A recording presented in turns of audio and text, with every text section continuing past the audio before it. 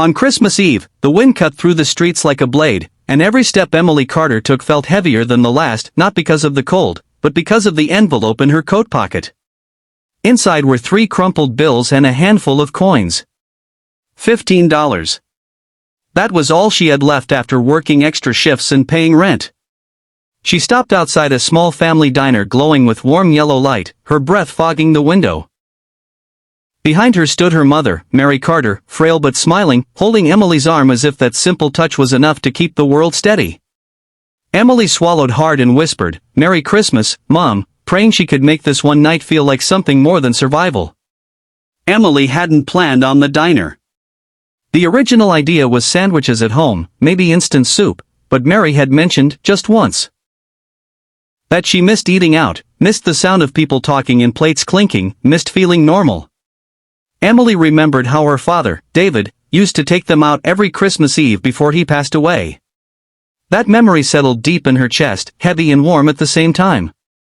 She counted the money again, did the math again, and told herself they could share one meal. One meal was enough if it came with dignity. Inside, the diner smelled of coffee, fried onions, and baked bread. Christmas decorations hung slightly crooked from the walls, clearly put up by someone who cared but didn't have much time. Emily guided Mary to a small booth near the window. Mary's hands trembled as she rubbed them together, and Emily noticed the familiar guilt creeping in, the guilt of not being able to give her mother more, of choosing between medicine and groceries, of pretending everything was fine when it wasn't. A waitress named Sarah came over with menus and a gentle smile. "Take your time," she said kindly, as if she could sense the careful calculations happening behind Emily's eyes. Emily nodded, her fingers tightening around the menu. "S. Emily," he said quietly, holding the paper between his fingers. "You left this." Her face drained of color. For a moment, David thought she might run.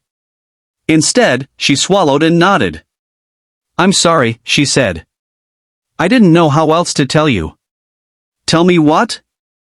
David asked. She glanced around, then leaned closer. "That steak," she whispered. "It's from yesterday."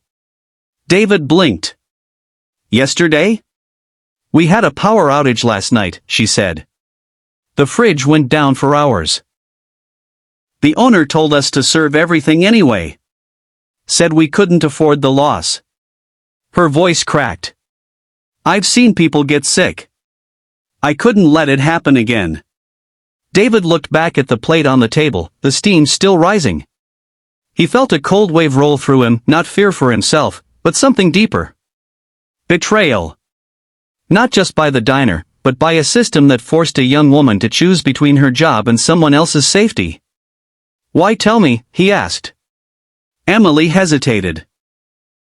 "Because I saw you counting your money before you ordered. Because you look like someone who can't afford a hospital bill.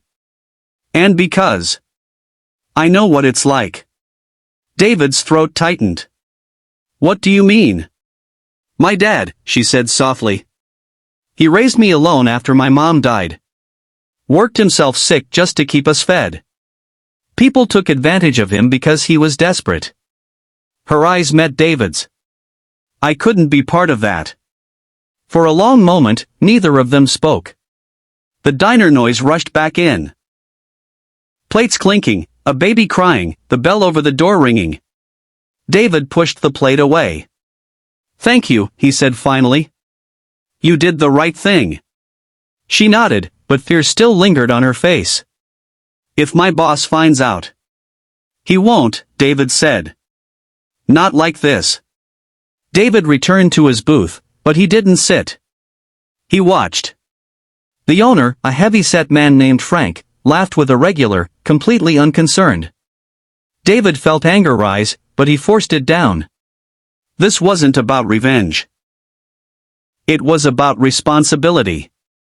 He paid for the meal anyway, leaving